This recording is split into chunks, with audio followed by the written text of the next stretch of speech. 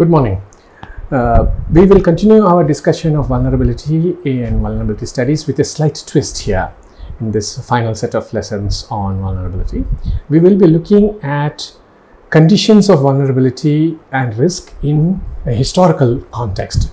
And the context here is British India and Imperial Vulnerability first. And then we shall move on to questions of post-human vulnerability as well. So we are actually encompassing a wide range of wide temporal range, starting with colonial India and bringing it up to the present and contemporary literature, in which a certain kind of vulnerability of the post-humans has been documented, particularly with reference to questions of their bodies, biocapitalism and others, some of which we have already discussed and thought about in our previous lessons. So let's think into the question of imperial vulnerability and what it means. So imperial vulnerability is actually our shorthand term for conditions of risk, conditions of vulnerability and injurability in British India. My examples are all from British India, although some of it might be relevant to and connected with similar contexts of colonialism and empire in other parts of the world. So if you look at the image up there, a famous painting by Elizabeth Butler, which portrays William Bryden, who's a surgeon by training and profession, returning to Jalalabad fort and the only survivor of a very large army. It was titled The Remnants of an Army, and you can see in the distance a fort from which a group of soldiers on horseback are coming to receive this man. William Bryden was the sole survivor of a very large army that had been massacred in the Anglo-Afghan wars. And badly injured, tired, it was the horse that brought him back, because he had no longer any energy or weapons to fight the people who are attacking him. So that is an iconic image, and we will look at one more over the next few lesson minutes and so on and so forth. But let's first think in terms of organizing imperial vulnerability across multiple heads, just for our convenience. So imperial vulnerability can be studied as the vulnerability of the Englishman or Englishwoman in India. Please note that this lesson is entirely built on colonial India, and like I said a few minutes ago, it could be expanded to include others, the Europeans in the colonies, studied majorly by Linda Coley in her book on the subject. So the vulnerability of the English woman or man in India is in sharp contrast with the traditional image we see in their literature of the confident, the triumphant Englishman or woman. So the injurable, vulnerable, at-risk English man or woman is in contrast with the triumphant, conquering Englishman that we have seen in traditional colonial literature. This is not that kind of an English person at all. Then, the English writings on this subject of their vulnerability actually depicts, even within this horrific or terrifying condition, a certain mode of appropriating it for their purpose. And here the vulnerable English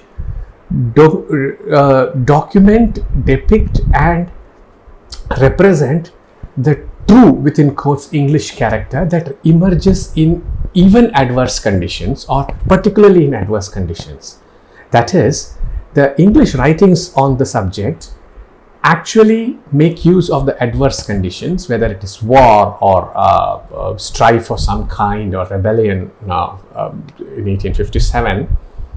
These become contexts wherein the English are portrayed as gritty, courageous, loyal, of course, and a certain sense of British character. So the inimical setting, the troubling, terrifying setting, becomes the launchpad for a certain kind of English characterization. So the vulnerable Englishman or the vulnerable Englishwoman remains truly English, within quotes, with truly English. They will document their grit, their staying power, their endurance, their courage and valor above all else, and therefore their resilience. If you recall the early lesson, vulnerability and resilience actually go together. and resilience is seen as a virtue whereby an individual or a community manages to bounce back from conditions of terrible oppression, terrible disaster, and continues to survive. So the settings of war or genocide or strife become the context in which true character, specifically true English character, emerges. The third is also the utilization of settings in which the English man or woman finds himself or herself, where the English becomes saviors to the vulnerable natives.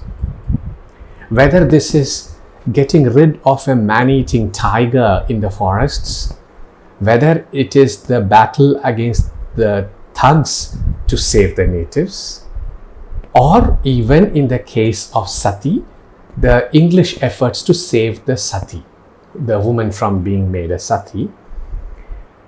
Here it is the savior role or the messianic role which the English man or woman presents in the writings. So Imperial Vulnerability has three components. The vulnerability of the English woman or man in India, which contrasts with the image of the all-conquering triumphant English. The English who make use of the conditions of vulnerability, the conditions of endurability, in order to depict the staying power, the endurance and the courage of true English character. And finally, the English man or woman who treats the colony as a space where they can behave as saviors to the vulnerable native person. And we will start with the vulnerable English body. And here you have on your screen a small excerpt from Thomas Herbert, A Relation of Some Years' Travel. It's a travel document published in 1634, where the document by Herbert says, my desire to see took away my sight, as it fares with those who are suddenly taken with a killing beauty or gaze upon the sun. Yet some glimmerings I have observed, like an ill-sighted man who sees with spectacles or perspectives. This little excerpt from a travelogue, an early travelogue, 1634, Thomas Herbert traveled in India around 1626-28, presents the English body as suffering, as traumatized, in the pursuit of knowledge for the greater good of England. So this is a vulnerable English body where vulnerability is sought after, is pursued, so that the Englishman acquires knowledge for the country back home, his countrymen. Here, the Englishman's body is threatened, is unsure, is in some kind of fright. But all this in the larger interest, which means there is a certain air of sacrifice, that I will put up with all this suffering so that I can bring back knowledge for the people back home. Then, here is the landscape itself which threatens.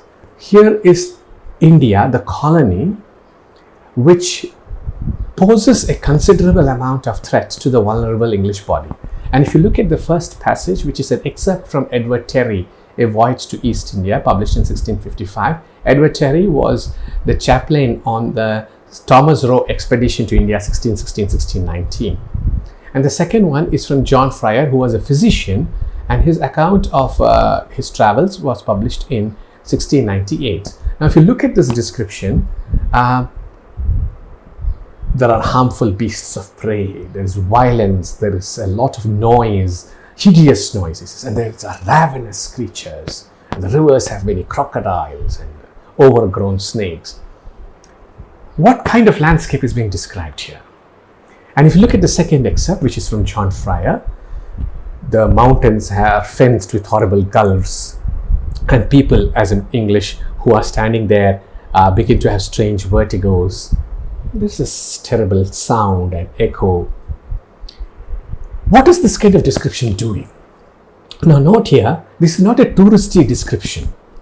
And in contrast to the tourist description of a beautiful, of a picturesque, pretty as a postcard landscape, the English traveler, Edward Terry or John Fryer, is fascinated by a landscape which is profuse overpopulated, but also wild. John Fryer, for example, has his imagination triggered by what he is seeing, by the presence of various sounds of various creatures and the landscape itself, mountains and gulfs, silence and roars, echoes and growls, all of which combine to unsettle him and which perhaps drive his imagination, and he begins to wonder, what kind of land is this and what am I doing here? What will happen to me? This is the Englishman whose body is threatened simply by virtue of being in that landscape. And if you look at the Edward Terry description, which is full of multiple beasts and multiple species of dangerous creatures, which he describes as ravenous. Is this a pleasant description? Far from it. So this is the Englishman's body, which is not a confident, conquering body. It's a person who is hesitant and tentative and even outright afraid, where he looks around and what he sees is, oh my God, there are so many of these. The profusion is not a pleasant sight. It's an excess, as I've argued elsewhere. So here is a landscape which, by virtue of being profuse, of being overpopulated, becomes the source of some kind of threat. Now here we continue with the Edward Terry description, except that this is not a description of nature, it's a description of a military camp. And this is Edward Terry on the Mughals' Lashkar, the camp.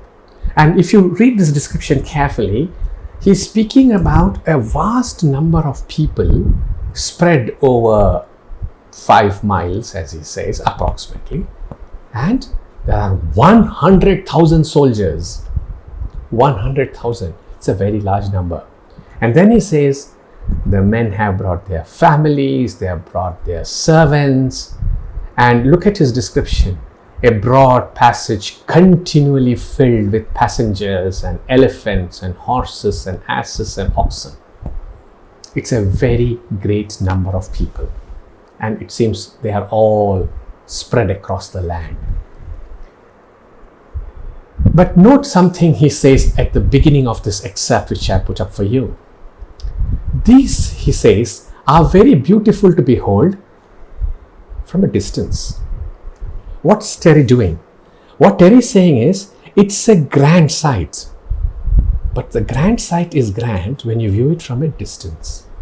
Because you note, distance implies safety. You're not in the middle of that army. You're not in the middle of a very large number of people. You're viewing it from a distance. From a distance, of course, it's perfectly fine and safe.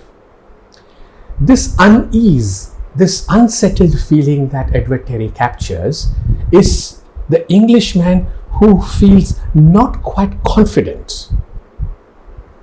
Rather, the Englishman feels vulnerable when surrounded by people of a different race. This has to be kept in mind. So it's not just a number of people, it's a large number of people of a different race.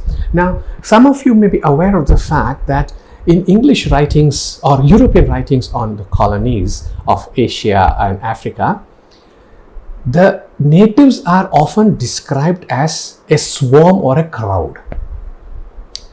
There will be attention to some individuals, but the overall emphasis is on the natives appearing in the form of a very large number of people, a crowd of people. It's a very traditional, very conventional stereotype in colonial discourse, and it suggests a certain frightening volume of people, because as we all recognize, a large group of people, at least notionally, can constitute a potential threat rather than an individual or two. So the stereotype of the large crowd is something that you can see initiated in Edward Terry's passage on the Mughal army. And he speaks about the full passage being covered by people and 100,000 soldiers. This is very clearly a matter of some unease. And Edward Terry is not very happy. And you can see a follow-up not identical but quite similar in John Fryer, whose passage is also up there for you on your screen, where John Fryer speaks about a garden place, and he calls it the Garden of Eden with an obvious biblical connotation, and a place of terrestrial happiness. And then he says, but that place is loaded with hardy cannon, and the bowers, which ought to be dedicated to rest and ease, are turned into bold ramparts for watchful sentinels to look out for. And what does he see and hear? Everywhere there is the rebounding echo of the alarming drum, and those slender fences only designed to oppose the sylvan herd are thrown down to erect others of a more warlike force.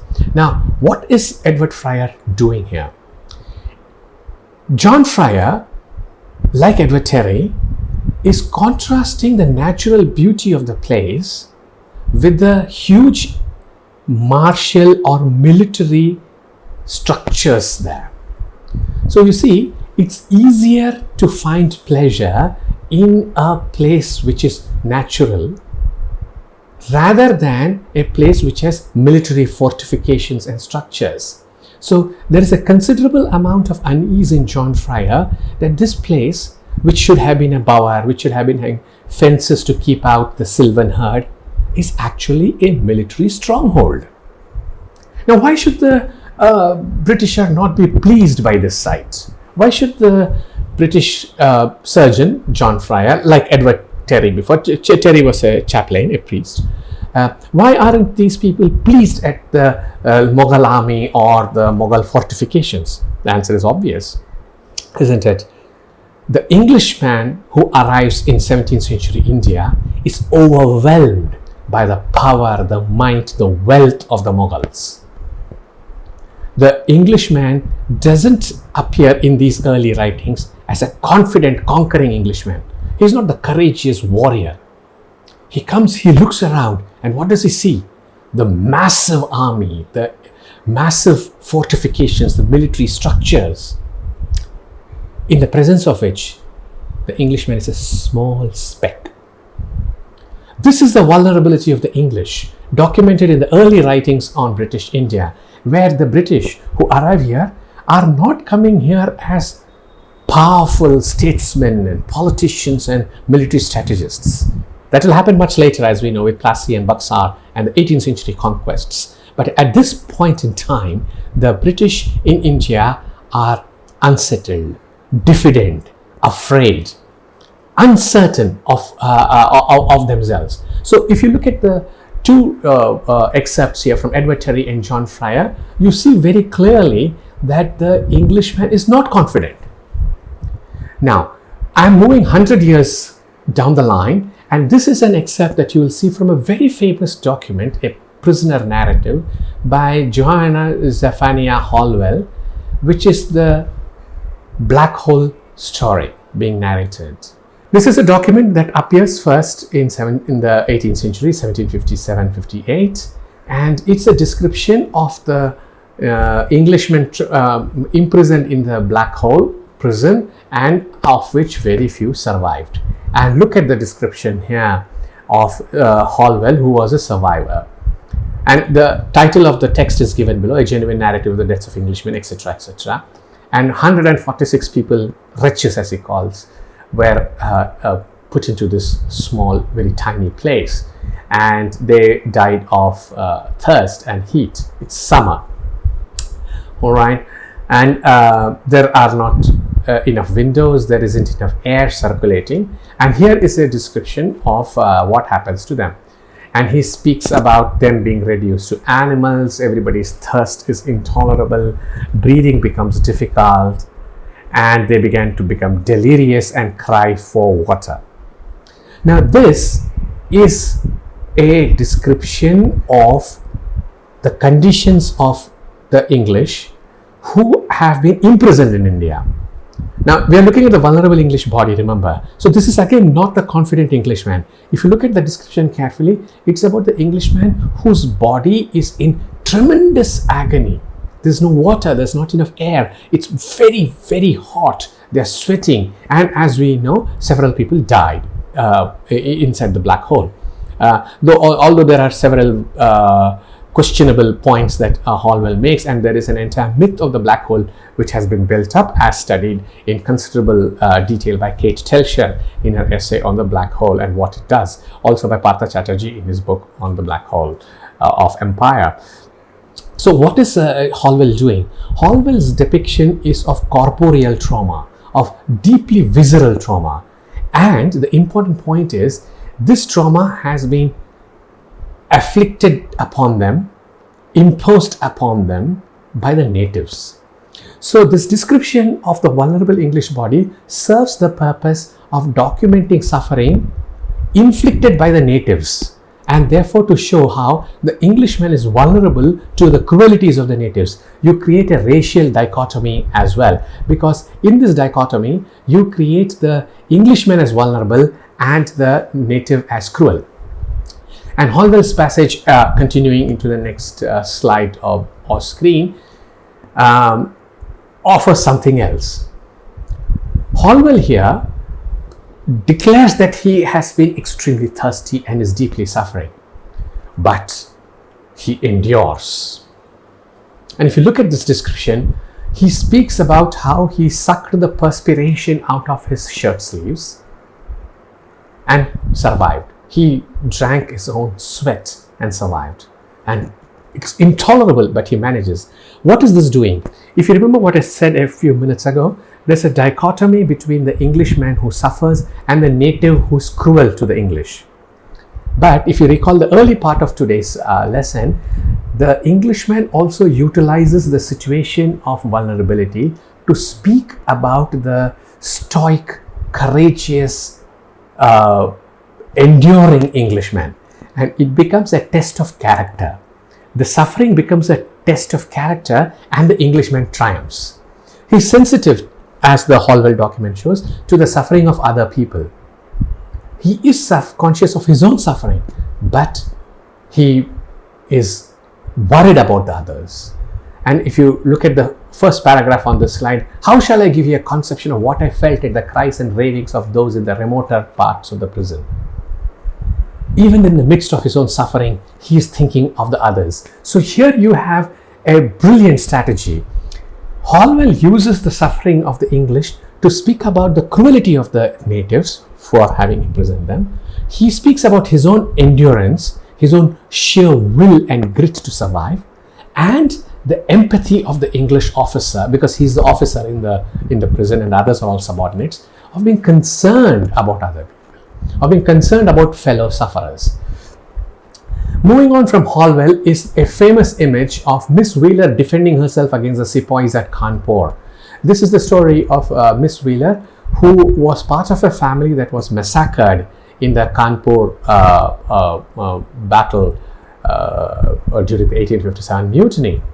And here is Miss Wheeler, who surrounded by the native mutineers, and if you look at the expressions of the mutineers, violent, evil, but she's courageous, she's fighting them, and she kills one of them, obviously because she's fired with a pistol in her hand. Miss Wheeler's story has been, of course, become rendered into a myth, and there are stories whether she survived or whether she killed herself, which have gone around the English literary and historical discourse. But the point is that here is a young woman, and note the age, the young woman who's threatened by people around her, soldiers around her, enemies around her, but she stands upright and is courageously battling. This was a story that will be repeated far into the future. And continuing Hallwell's account, he speaks again about seeing people's distress and things like that. This is, as you can see, and I will conclude with a particular slide with an excerpt from Julia Inglis' The Siege of Lucknow, which is a mutiny text. Here again, there is an account of the British being under siege, and they continue to lead their normal lives as far as possible. There's an account of provisions running out, people dying, and of course the fact that they were trying to keep going in the midst of all the suffering. and that they are trying to take care of the children, they are trying to do with a minimum amount of food, they're trying to entertain the kids, but also do their duty towards the soldiers. Now, what does this kind of description or set of descriptions do? If you look at Miss Wheeler, if you look at Hallwell, and you look at Julia Inglis, in all three cases, the emphasis is on suffering, yes, but the emphasis is also on the triumph over that suffering. So the vulnerable English body does not give up. The vulnerable English body doesn't simply curl up and die. The vulnerable English body fights to survive, makes use of all the resources available in order to cope with the very extreme situations in which they find themselves. So you see the contrast being put in place between the terrible cruelties of the native and the sense of solidarity of the English who are under siege, but also the kind of grit, valor of the British. So the vulnerable English body becomes then the launch pad for the discourse of English character. When under siege, when in conditions of extremity, the British don't give up, the British fight, the British will triumph. So in many ways, the vulnerable English body is the preliminary to documenting and representing the triumphant Englishman or woman. It becomes the preliminary moment, the anterior moment, where the English character emerges even more glorious and courageous than before. So the vulnerable body is not about the weakness of the English body. It is about the weakness which has been transcended. It is about the vulnerability which has been overcome. And what is produced at the end of the day is the courageous Englishman. So vulnerability here serves the English colonial discourse, English representations of themselves in very effective ways to depict them as the conquering English. Thank you. We'll look at more of these later.